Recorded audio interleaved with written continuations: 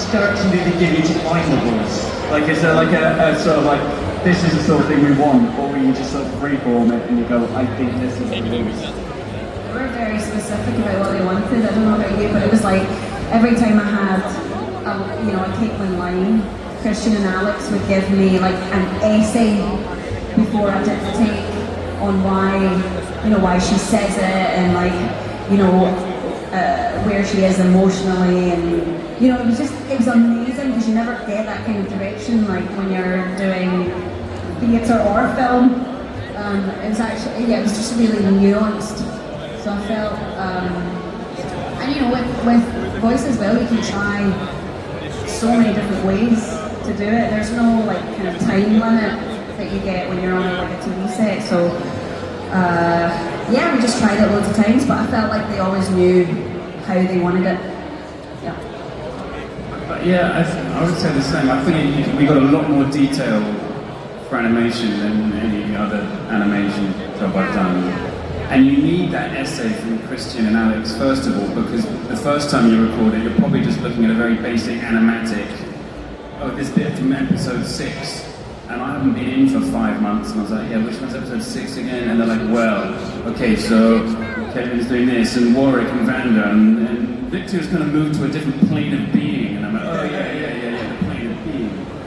But they take you straight back in, and then it's like a cross between a play rehearsal and recording an album, because you just give them, I used to just give them all kinds of crap, and I'm like, oh, let me give you something else, this is really weird, and just throw it in, and they take it all, and actually I was in Paris recently, and I saw Christian, and I visited Fortiche, and I'd never been there, and they hadn't met any of us, and I met the people who took all of our mistakes, and had a camera on us, and then had a Victor face, and were playing with it, had a mirror next to them, and you realise how it all comes together, 1,000 tiny little bits, and we're just one layer. And once you get the voice, then you can do this, and then you talk to the guy who does the wind in their hair. And the level of detail is extraordinary. But at every level, people were just super geeky and brilliant at what they do at every fucking level of the whole, which is why the show is what it is. I've never seen animation like it. It is absolutely blew my mind. Like it is next. I mean, I messaged you when I finished it. I was like, oh my god, this is so good. Yeah. Like it blew me away. And like for you guys, like when did you start the job and when did you finish it? It's like that blew my mind. Then just having 5 months apart. Yeah, sometimes. I think my very first, because my first episode is episode 2 of season 1. So I got the part in about 2014 or 15 or something. No, 2016, 17. Is that more like? I had children. I've lost all track of fucking time. Sorry. But I remember that I went in for my first session. I was in LA actually, and I went to the Riot Studios compound. It was like a university of buildings, and they went into their Skywalker cinema screening room, and they showed me episode 1, which was already basically done as a standalone pilot. And I was like, what is that? And they're like, okay, so do you want to record your bit for the next 2 years? And I was like, yes. And I didn't really know what I'd wandered into. I knew the game was very popular and they liked my tape that I did. I had no idea. And that everyone just ups their game. When you see the animation, when everyone, I just felt improves everybody else. But it was, I never seen anything like it. Yeah, I did, so I sent in a tape, and then they asked me to go in for an audition to meet Christian and Alex. But at the time I was about to fly to LA for pilot season, so I was going to spend a whole month out there. And I was like, oh god, I'm not... I was going to say... Well, because I got very excited because, Katie, you've been here before. Yes, I have. And we had a great time. We did. We interviewed you. And you and your friend, while you were in Brussels, went on a beer tour. Beer tour. Would you like to tell everyone what happened on that beer tour in Brussels? Not everything. The overall outcome. Yes, of course. I went on a beer tour with my friends. Me and Ash, my best mate. And I met my partner. Yes, I met my baby now. So thank you, Brussels Comic Con. The thing is, she's actually got a husband from every Comic Con she goes to. Quite She's got so many babies now. Yeah. Secret families. Have you got questions, guys? Because I have a feeling we're going to have, quite a lot. We have a microphone, you have to help each other out, we'll try and get it around, and then we'll get you two first.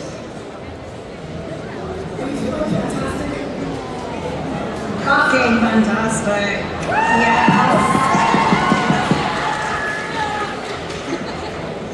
My question is, don't get Victor and Caitlin to interact in the show, but actually Jason's best friends. So how do you think the relationship to each other would be? Oh, if Victor and Caitlin had some scene time together, which we don't, how would that go?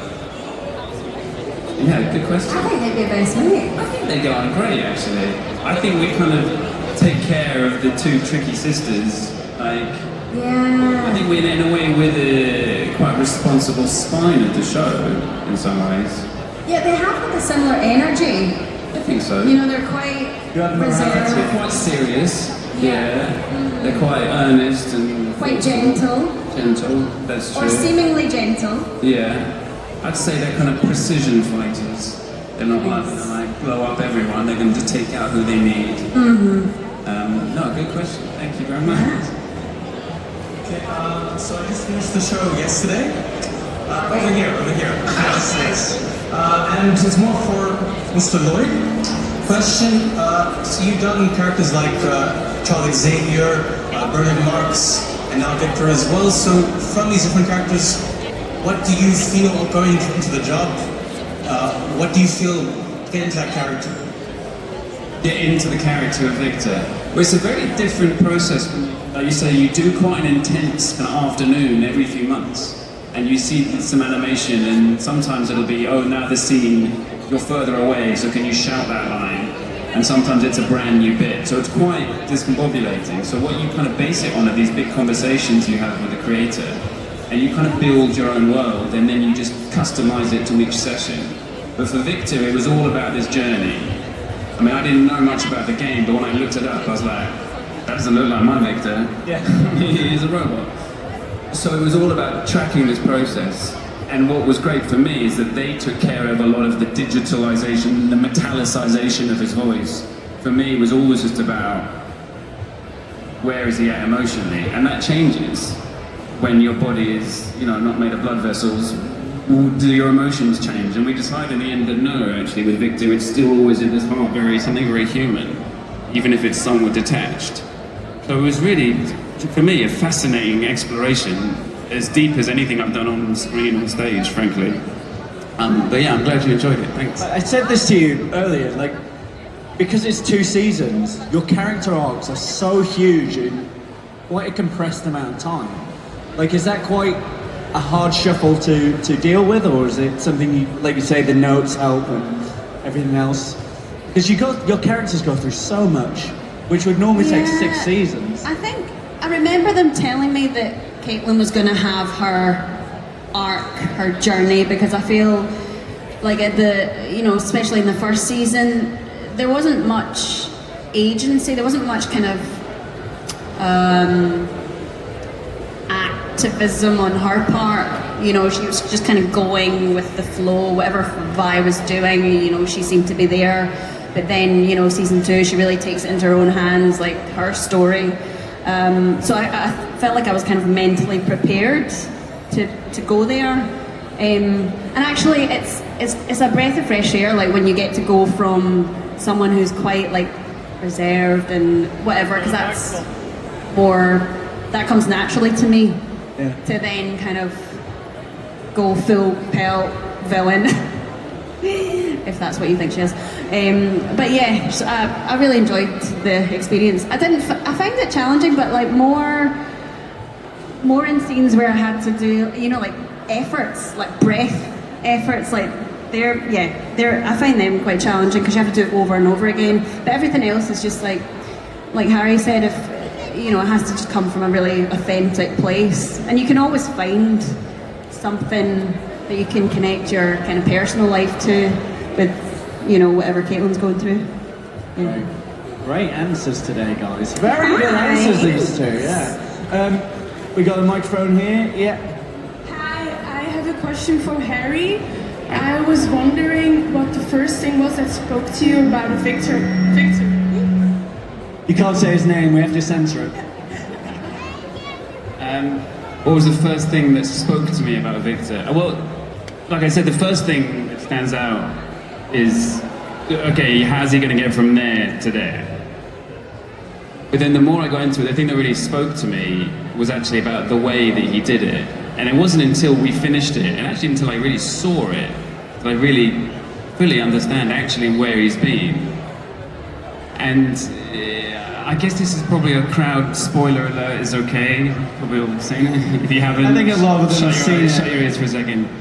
When Christian told me, I think just before we started doing season 2, that I am the mage, and then I was like, oh ho ho. And then for me, before I even started season 2, I realized what season 2 was actually. Yeah, a lot of people get a slightly bigger journey, but Victor has this whole other thing that kind of takes care of everything. And I was like, that's cool. When they dropped that for me, I was for an hour just going, oh my god. Yeah, me too. And again, it's one of those secrets that obviously you can't tell anyone, but also God, it took me about 20 minutes to understand, to explain why this is significant with the time travel and so it's great that now it's out, and I just thought that was such a wonderful piece of storytelling, and a perfect way for him to kind of get integrated into all of it. Have you guys watched it? Do you watch it? Yeah.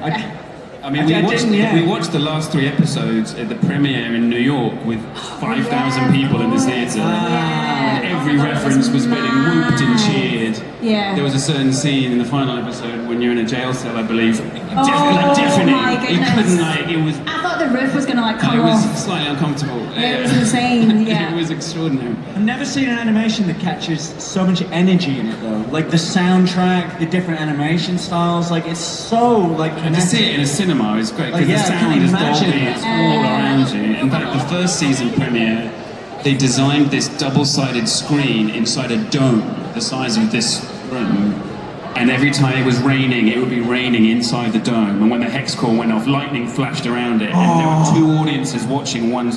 You're like, oh, this is where the money is from movies when it's in video games. This just proves it. This is like a premiere that no one in Hollywood can even do that. And Riot Games just do it in their back garden because they exist in another scale. Wow. It was amazing. Were you there for that one? Did you? was it? You were there. Oh man, it I was great. giving birth. So, same thing really. Whatever. Yeah, when you gave birth, there's a screen. It's quite intense. Not doing any more unless I get a dome. I need 5,000 people in a dome, okay?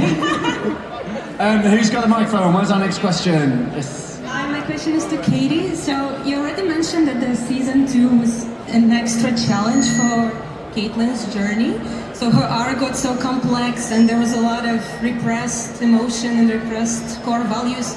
Did you feel by the end that she could get out of that? Because we see in the last moment she barely survived. Yeah. Did you feel she started her healing, or was it just the moment when she was still quite lost? So where did you leave her?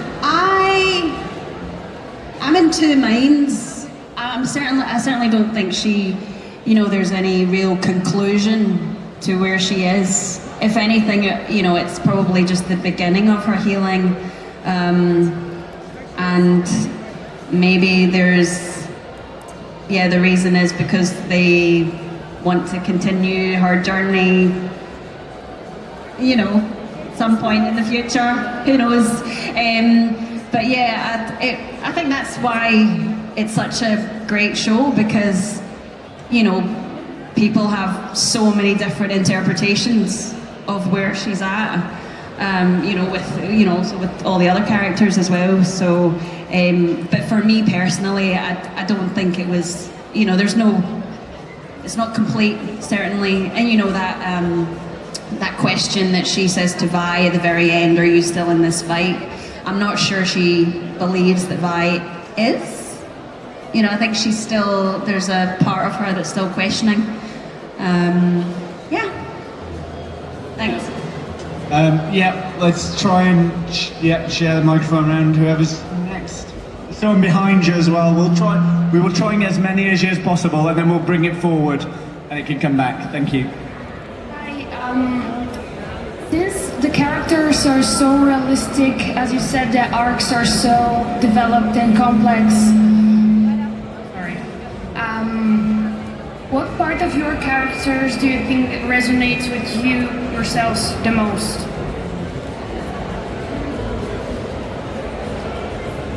Look at that. You both are deep then. You went Yes, that's so deep. But actually, I feel like, you know, Caitlin's, I think, constantly conflicted about. I mean, she's a justice warrior. You know, she's all about, you know. You love justice. I love justice. Yeah. But also, I'm very aware of my privilege, like she is. And sometimes, like, you know, you wanna make the most of your privilege, but at the same time, you know, when people say, well, you know, you're very privileged, I kind of, I don't know, what am I saying? What am I trying to say? No, I know what you mean about it in terms of it, especially like you were saying, the difference between the season 1 Caitlin and season 2 Caitlin. You see where she's from and she's trapped in it, and that's not who she is, but that's what seems to define her. And yet then you actually see what she's capable of only when she gets out of the kind of gilded cage that if you're born in privilege, you kind of have to deal with it somehow. Yes, thank you. Well, Yeah, that, yeah. So it's like what you do with your privilege. yeah. And she, I guess, turns it into, you know, takes advantage of that rather than sits and wallows in it. Caitlin's an interesting thing with that privilege. She doesn't necessarily need to have that passion in that fight because she's got a comfortable life. That's So true. that's a very interesting, because the lower people, they're fighting because they have nothing and they have everything, whereas you come from a place of everything. So that justice does come through, and I found that a really interesting way to look at that character as someone who has that morality to them, who feels this fight is for them. Yeah. Which I don't think any other character. But again, all your characters had such individual agendas and motivations. It was so deep and well done. Yeah, very good, very good. Big fan, guys, big fan. Thank you, thank you. Yeah. What's the thing that you enjoyed? On the flip side of that, as actors, what's the part of your characters you like stepping into that isn't yourselves? Is there something that, like, their characteristic you wish you had yourself? Oh. Yeah, I mean, he can kind of fly. I kind of like that. You can't fly? No, well, I used to. Did they know this when they hired you? Yeah.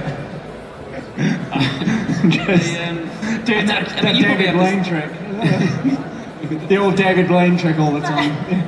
I mean, I don't know about you, but it's quite nice, especially when it's audio, doing an accent that's not your own. Because you don't even have your body, it's just your voice. It's actually quite liberating. Very. I quite like that there's actually, you can really then get lost in it. And especially because Victor's accent, quite honestly, is completely made up. And it's just my comfortable Czech, Russian, and ish. It's just how I like it. Do you have get-in phrases? I'm sorry? I know some voiceover people have a phrase to get into their voice.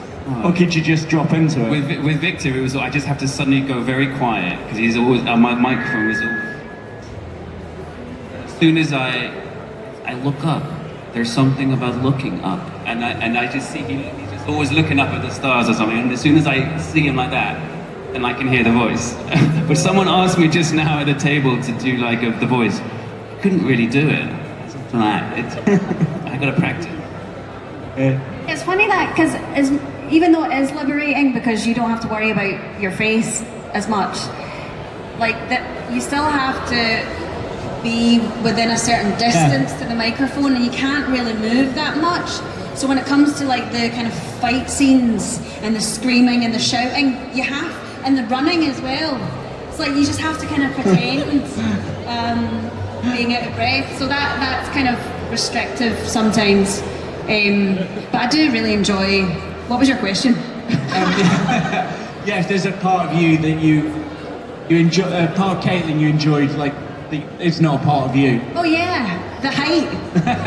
She's very tall, and also you know, she's so cool, you know, with her gun, and people give me credit for it, and I'm like, but it's not me. Yeah.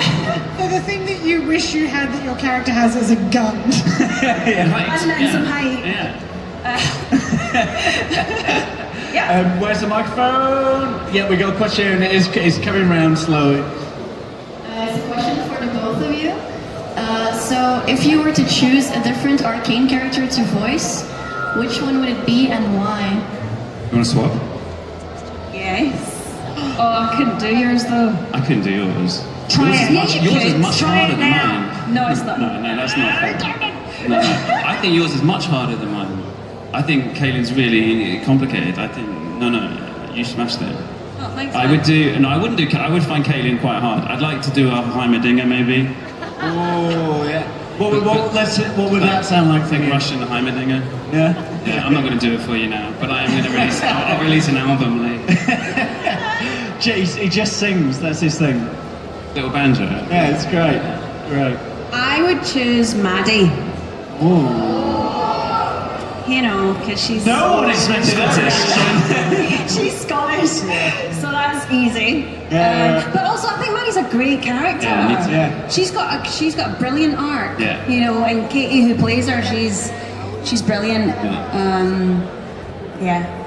Good answers. I've got a question just while we're waiting for it, Yeah, because keep the microphone moving just so we can. So if you've got a question, so often we get... we're going to have to start sending it towards the stage, sorry. But yeah, because we're running... Can we get it over this side at all? Yeah, we will. Just- I'll get to you Oh, yeah, guys. well, You it's can be gonna our come up last like questions, yeah. So Anyway. often we get actors who would talk about a day on a normal set, but we don't tend to get voice actors that much. Could you just describe to us what a typical day recording would be like? Because it's so alien to most of us.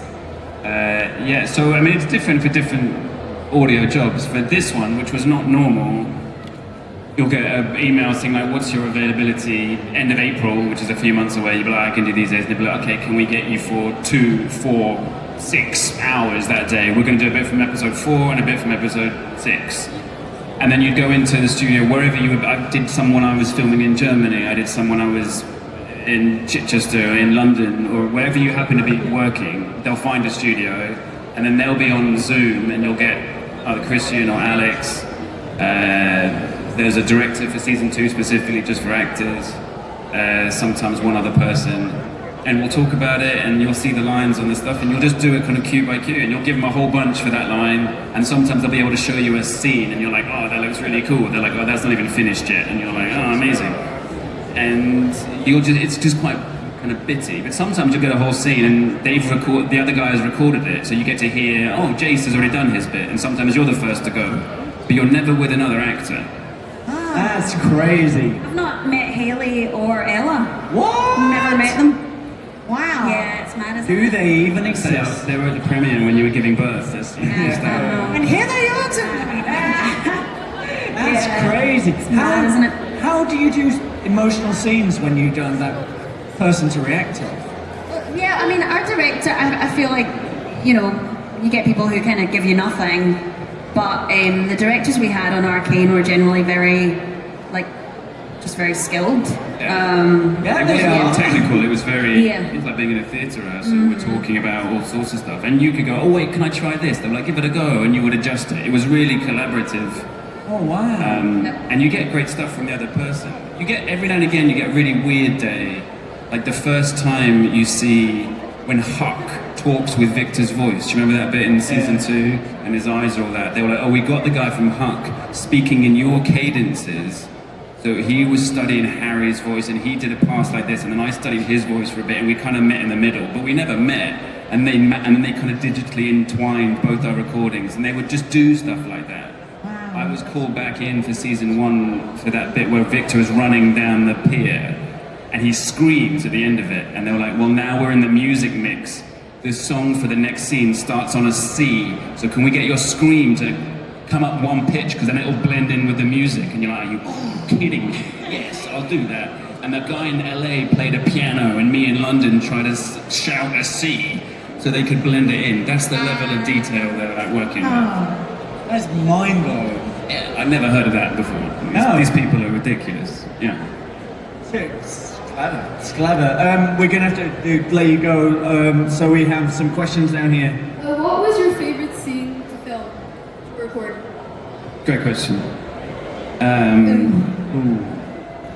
I really liked that bit at the end of episode 6 when everyone has been in that huge fight and Vanda and Isha and all that lot, and Victor has that voiceover, which again, not until I fully saw it did I completely understand the significance of it. And I just loved what we did loads of passes on that kind of speech, and our greatest evil and our greatest good, and it just sets up the whole final act of the show. That's the first one I thought. I mean, there were loads, but that was a really special one. Yes. Oh god, I had loads as well, but I've just got the prison scene in my head. Just playing. Yeah, and I remember when I was recording it, they played the soundtrack, and because sometimes they just use like just any old soundtrack, you know, it's not the official one, just, you know, for the time being while they find the actual one. And I remember thinking, oh my god, I really hope it's this one. So they were playing that as I was doing the noises.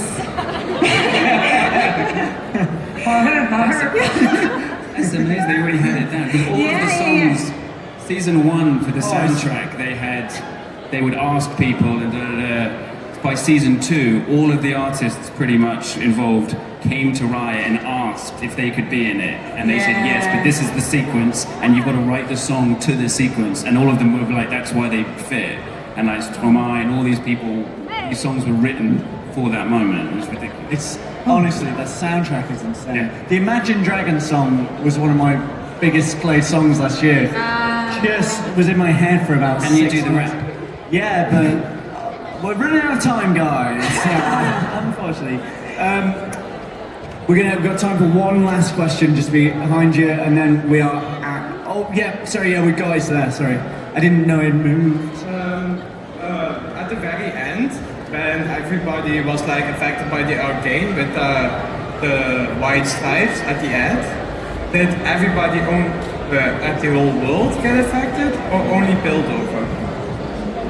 Great question. Super great question. And now the pressure on you to decide. I really don't know the answer. I don't know enough about the worlds beyond Zorn and Piltover because I don't know enough about the rest of the game. I kind of geeked out massively on the world that Christian and Alex kind of sold to us. And I kind of have read into the lore of it, but only as a kind of tourist. So I shouldn't even speak to that. But I'm aware that that's a very good question. Oh, very good. We're gonna have to wrap up. Sorry, I'm very sorry, everyone. We only have you for a limited time. It's very sad. Guys, it is our first ever, and I'm gonna say our greatest Arcane panel. Let them know how you feel. Thank you. Katie and Harry are only here today. Oh. They're here in their booth, so just go and see them. Otherwise everyone will want a photo. We have to be diplomatic, I'm afraid. But we will get a photo with. We're going to get a photo with everyone in. So if you want to get your alien in the middle of it.